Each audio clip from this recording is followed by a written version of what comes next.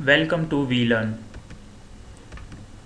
This is Session 5 Part 1 of Artificial Intelligence and Neural Networks. So in today's session we are going to discuss about feed forward and feedback neural networks structure. So under this we are going to discuss the following topics. So first of all we are going to discuss about analysis of pattern association networks, then analysis of pattern classification networks, after that analysis of pattern mapping networks, and after that we are going to discuss FF networks. Under this category we are going to discuss the single layer perceptron and multi-layer perceptron. So first of all let's start with analysis of pattern association networks. So under this category the first network is linear associative network.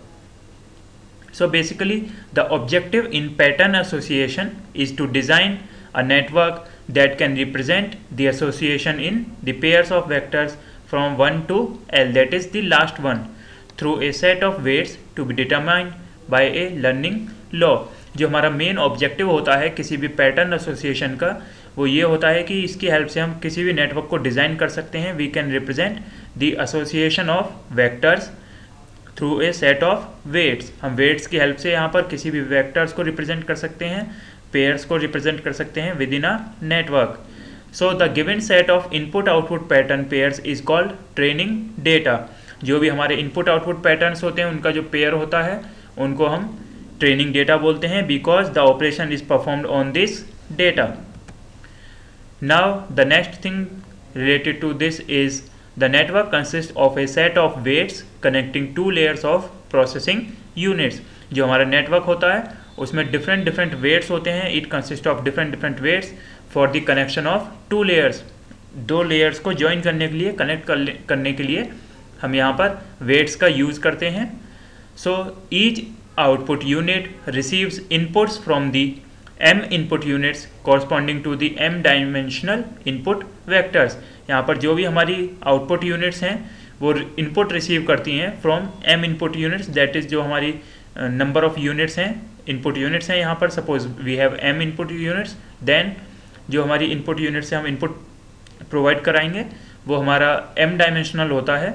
So due to this linearity of the output function, the activation values and the signal values of the units in the input layer are the same as the input data values ALI. जो हमने यहाँ पर input values put की, जो हमारा output function होगा वो जो वैल्यूज़ जनरेट करेगा वहाँ पर हमारी वैल्यूज़ सेम होंगी with the equals to input layer as well as ALI. Here L denotes the last term and I is the ith element of the set of input values. Now the next point here is the output of the jth unit is the same as its activation value yj. जो भी हमारी jth unit होगी उसका जो output होगा वो same होगा हमारी एक्टिवेशन वैल्यू yj के इक्वल होगा. So since the output function of the unit is linear, क्योंकि जो हमारा आउटपुट फंक्शन होगा किसी भी एक पर्टिकुलर यूनिट का वो लीनियर होगा, that is bij equals to yj. So this is a linear function which we are getting, linear output function. This is basically a linear output function. So the linear weighted sum of the component values of the input pattern. ये जो हमारा weighted sum होता है, जो average sum निकलता है ये different components का, ये basically हम use करते हैं to represent the input pattern. Now the next point here is the objective is to determine a set of weights in such a way that the actual output BLJ is equal to the desired output BLJ for all the given L pattern pairs. हमारे पास यहाँ पर जितने भी patterns होंगे उनके लिए respective input होगा और एक रेस्पेक्टिव एक्चुअल आउटपुट होगा. Like here BLJ is equal to the desired output BLJ for all the given L pattern pairs. जितने भी हमारे पास L पैटर्न्स हैं उनके लिए एक पर्टिकुलर आउटपुट यहाँ पर जनरेट होगा. The next point is the weights are determined by using the criteria that the total mean squared error between the desired output and the actual output is to be minimize. यहाँ पर जो हम weight find करते हैं वो weight find करते हैं basically हम एक क्राइटेरिया के ऊपर, दैट इज़ जो हमारा टोटल मीन स्क्वायर्ड एरर होगी, जो हमारा डिफरेंस होगा between the total mean square and the desired output is basically we have to minimize this. जो हमारे यहाँ पर डिफरेंस आता है उसको हमें मिनिमाइज करना होता है। We have to reduce the gap between total mean square error and the desired output. जो हम आउटपुट चाहते हैं उसके बीच में जो गैप है और टोटल मीन स्क्वायर एरर के बीच में जो गैप है उसको हमें रिड्यूस करना है। So the weights can be determined either by computing them from the training data set और बाय लर्निंग। सो यहाँ पर जो हम वेट फाइंड आउट करते हैं, we can find out this weight, we can calculate this weight by computing them from training data. उनको हम training data से भी कर सकते हैं और by learning. Now comes the analysis of pattern classification network. So in this topic basically we are going to discuss some m dimensional spaces. So let's look at the first point here. In an m dimensional space, if a set of points could be considered as input patterns and if an output pattern not necessarily distinct from the one another is assigned to each of the input patterns, then the number of distinct output patterns can be viewed as a restriction on the number of distinct output patterns. तो यहाँ पर m dimensional space में क्या होता है, हमारे पास different set of points होते हैं which could be considered as input patterns. हमारे पास जो डिफरेंट पॉइंट्स हैं उनको हम as a input pattern use कर सकते हैं। And now the next important thing here is, जो सबसे इंपॉर्टेंट पॉइंट है यहाँ पर, that is if the output pattern is different, that means यहाँ पर आउटपुट पैटर्न डिफरेंट भी हो सकते हैं। So it is not necessarily distinct from one another. यहाँ पर जो डिफरेंट आउटपुट पैटर्न होंगे वो सेम भी हो सकते हैं और डिफरेंट भी हो सकते हैं। सो यहाँ पर डिफरेंट कंडीशंस अराइज होती हैं अकॉर्डिंग टू देयर सिमिलैरिटी और dissimilarity. Now the next point related to this is there is no restriction on the number of input patterns. Basically जब हम इनपुट पैटर्न्स की बात करते हैं तो यहाँ पर कोई हमारे पास बाउंडेशन नहीं होती, लिमिटेशन नहीं होती। We can provide as many as input patterns possible. So the input output pattern vector pairs that is L equals to 1 to L in this case can be considered as a training set for a pattern classification problem. जो हमारी input values होती हैं, जो output values होती हैं, इन्हें as a training set हम बोलते हैं because the operations are performed on these values. So typically for pattern classification problems, the output patterns are points in a discrete n dimensional space. जो भी हमारे points होते हैं, जो patterns होते हैं, these patterns shows the points in a discrete n dimensional space. Discrete means that the environment, the points here are going to be of different properties, you can say different behavior. So the input patterns are usually from natural sources like speech and hand printed characters. जो भी हमारे input patterns होंगे वो हमारे दो sources से हो सकते हैं, basically speech and hand printed characters. Now the next thing here is that is first point, pattern mapping problem. Under basically this comes under the analysis of pattern mapping networks. So for this category the first problem is pattern mapping problem. So if a set of input output pattern pairs is given corresponding to an arbitrary function transforming a point in the m dimensional input pattern space to a point in the n dimensional output pattern space, then the problem of capturing the implied functional relationship is called a mapping problem. यहाँ पर जब हम mapping की बात करते हैं, we basically map the input output pattern related to a function. So हम यहाँ पर ट्रांसफॉर्मेशंस प्रोवाइड करते हैं between m dimensional inputs and the n dimensional output patterns. जो भी हमारे m डायमेंशनल इनपुट पैटर्न है और n डायमेंशनल आउटपुट पैटर्न है उनके बीच में हम यहाँ पर मैपिंग परफॉर्म करते हैं. Now the next point here is the network that accomplishes this task is called a mapping problem. ये जो कोई एक नेटवर्क होता है जिसके हेल्प से हम ये कोऑर्डिनेशन एक you can say environment create कर रहे हैं for the purpose of communication between different input patterns, this comes under the mapping problem. So since no restriction such as linear separability is placed on the set of input-output pattern pairs. The pattern mapping problem is a more general case of pattern classification problem. जब हम यहाँ पर restrictions की बात करते हैं कि as we generally use that no restrictions are applied here, यहाँ पर हम restrictions को apply नहीं करते. That's why we can say that the pattern mapping problem is more general case of pattern classification problem. जब हम पैटर्न मैपिंग प्रॉब्लम को use करते हैं तो यहाँ पर सिर्फ since we are not using restrictions, हम रेस्ट्रिक्शंस का यूज़ नहीं कर रहे हैं, इसीलिए इसको पैटर्न क्लासिफिकेशन प्रॉब्लम बोलते हैं. Now the next network here is pattern mapping network. Under this category the first point is earlier we have seen that a multi-layer feed forward neural network with at least two intermediate layers in addition to the input and output layers can perform any pattern classification task. हमारे पास जो multi layer networks होते थे, forward neural networks होते थे, उसमें हमारे पास at least 2 intermediate layers होती थी जिनकी हेल्प से हम इनपुट आउटपुट ऑपरेशंस परफॉर्म कर सकते थे. But now such a network can also perform a pattern mapping task. ये जो इस टाइप के नेटवर्क होते थे उनसे हम पैटर्न मैपिंग टास्क परफॉर्म कर सकते थे. So the basically the additional layers are called hidden layers. जो हमारी एडिशनल लेयर्स होती हैं, जो एक्स्ट्रा लेयर्स होती हैं, उनको हम हिडन लेयर्स बोलते हैं.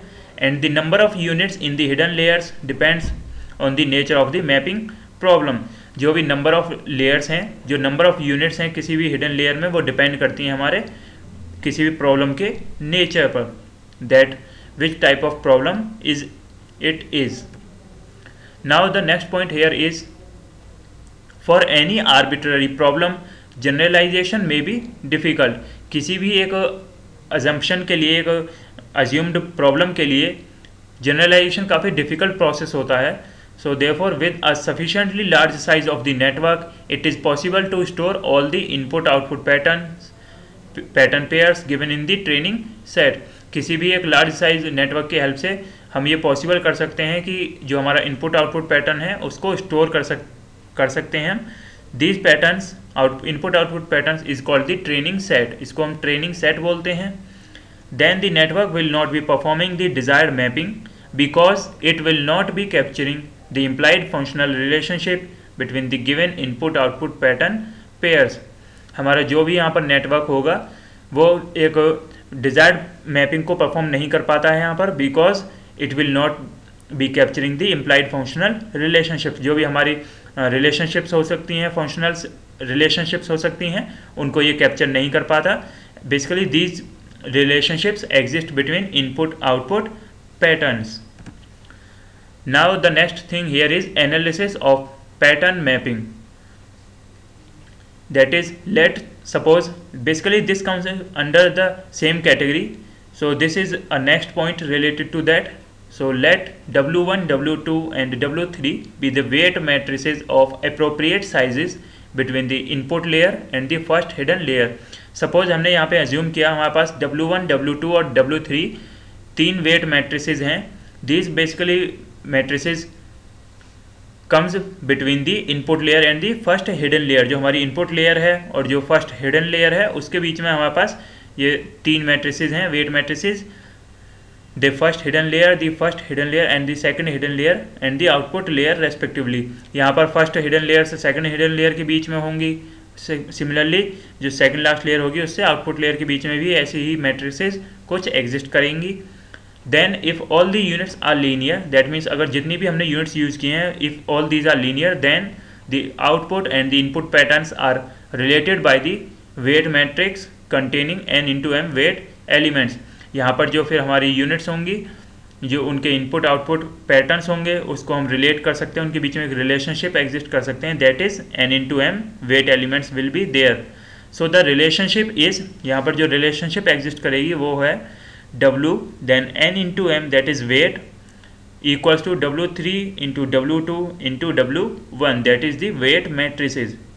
जो हमारी weight matrices हैं उनका प्रोडक्ट हमारे इक्वल होगा W n into m के, that is number of elements. Now comes the FF networks. Basically FF networks का मतलब होता है feed forward neural networks. So a feed-forward neural network is an artificial neural network where connections between the units do not form a directed cycle. यहाँ पर जो भी हमारी units होती हैं एक पर्टिकुलर नेटवर्क में वो एक डायरेक्टेड साइकिल जनरेट नहीं करती. That means they are not going to form a directed cycle. यहाँ पर डायरेक्शंस हम शो नहीं कर सकते. So this is different from recurrent neural networks. The next point here is the feed-forward neural network was the first and arguably simplest type of artificial neural network devised. Neural networks devised. So ये जो हमारे feed forward neural networks होते हैं ये basically सबसे simplest artificial neural networks कहे जाते हैं. In this network the information moves in only one direction. ये जो हमारे नेटवर्क्स होते हैं फीड फॉरवर्ड नेटवर्क्स होते हैं इनमें जो इन्फॉर्मेशन फ्लो होती है that flows only in single direction. That is either in one direction that is forward from the input nodes. कोई भी एक हमारी नोड है उससे सिर्फ फॉरवर्ड डायरेक्शन में ही यहाँ पर डेटा फ्लो होगा. It is not going to flow in the backward direction. Now there are no cycles और लूप्स इन दी नेटवर्क. ये जो हमारा नेटवर्क होता है फीड फॉरवर्ड जो नेटवर्क है हमारा न्यूरल नेटवर्क इसमें कोई भी लूप साइकिल या सर्किट एग्जिस्ट नहीं करता. Now comes the first that is single layer perceptron model और you can say network. So here under this category the first point is the earliest kind of neural network is a single layer perceptron network. जो भी हमारा सबसे पहला neural network था वो था single layer perceptron.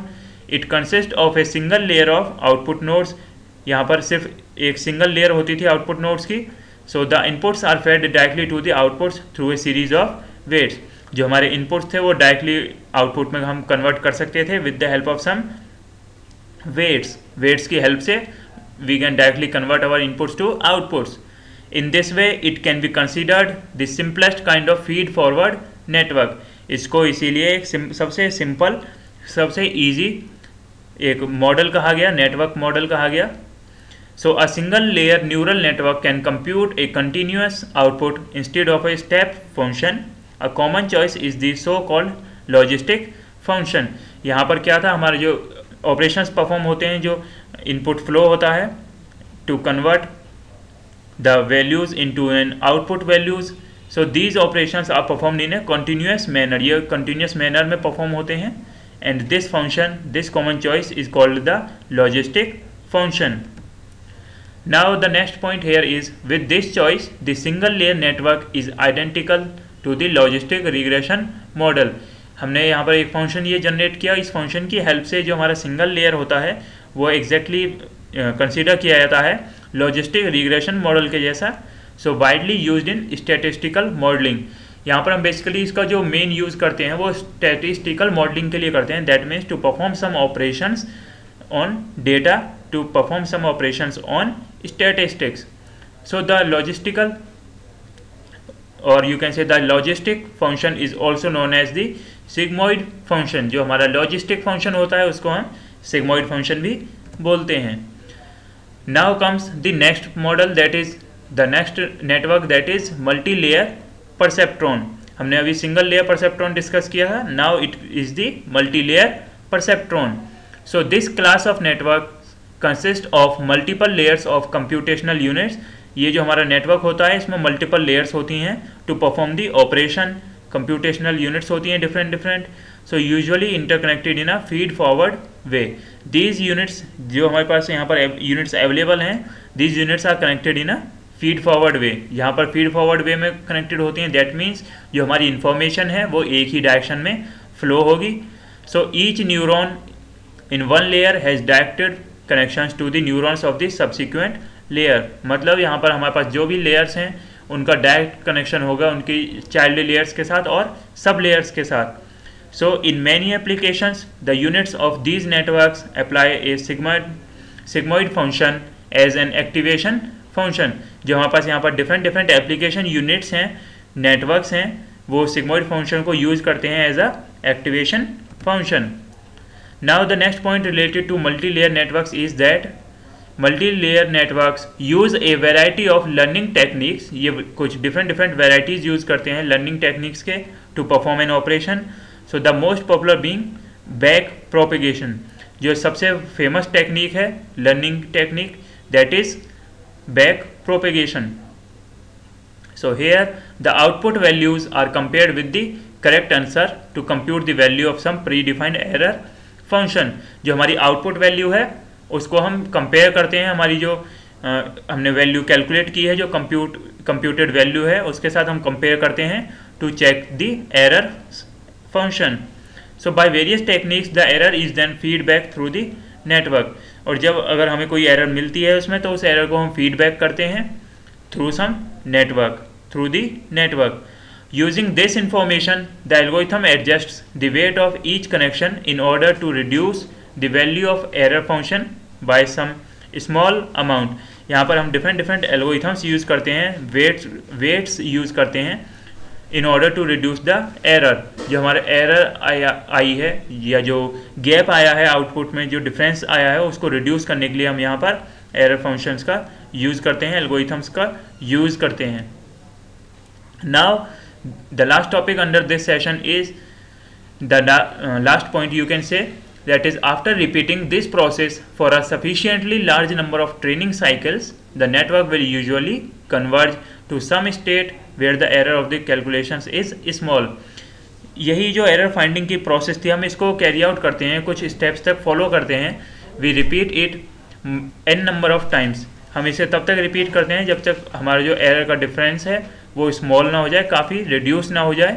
So in this case one would say that the network has learn a certain target function. जब हमारी एरर्स रिड्यूस हो जाती हैं, then we can say that our function has learn a certain target function. So this is basically the end of part 1 of session 5. Thank you.